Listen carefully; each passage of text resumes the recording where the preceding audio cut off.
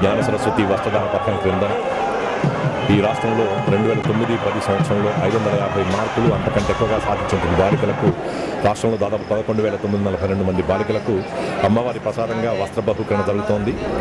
ఈ బహుకరణ కార్యక్రమానికి RS brothers యాజమాన్యం వారు తమ సౌజన్యాన్ని అందించారు. వారికి అభినందనలు.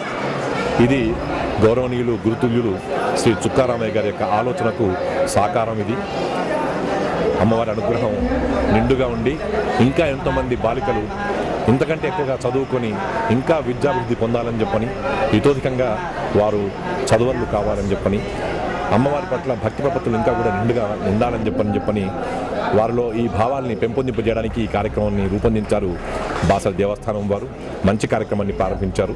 వారు చేసినటువంటి కృషికి నా యొక్క అభినందనలు తెలుపుకుంటూ ప్రతి సంవత్సరం కూడా అమ్మవారి అనుగ్రహంగా ఈ అమ్మవారి ప్రసాదం బాలికలకు అందాలని చెప్పని ఆ బాసర సరస్వతి అమ్మవారిని ప్రార్థిస్తూ సెలవు.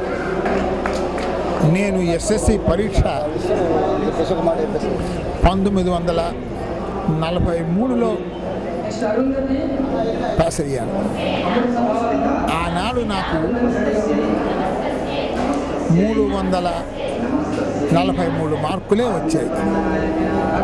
అంటే జస్ట్ ఎట్లదో మేము ఫస్ట్ క్లాస్ తెచ్చుకుంటే చాలా గొప్ప విషయం అనుకునేది.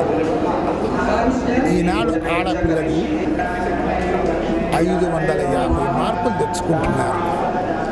550 మార్కులు అంటే 90% తెచ్చుకుంటున్నారు అని అర్థం. ఈ 90 తెచ్చుకొచ్చిన పిల్లవాడు లేక అమ్మాయి శ్రీమంతుల కుటుంబం నుంచి రాలేదు, ఉన్న కుటుంబం నుంచి రాలేదు. చాలామంది పిల్లలు దళిత కుటుంబాల నుంచి వచ్చారు, వ్యవసాయ కూలీల కుటుంబాల నుంచి వచ్చిన వారు, సర్కారీ స్కూల్లో చదువుకున్న పిల్లలు వీళ్ళందరూ. ఇలాంటి పిల్లలు చదువుకుంటే గ్రామ జీవితమే మారే అవకాశం ఉంటుంది. ఇలాంటి పిల్లలకు ఉపాధి దొరికితే ఈ పిల్లలకు పుట్టే పిల్లల యొక్క చదువు ఏ విధంగా బాగుపడుతుందో ఒక్కసారి ఆలోచించండి.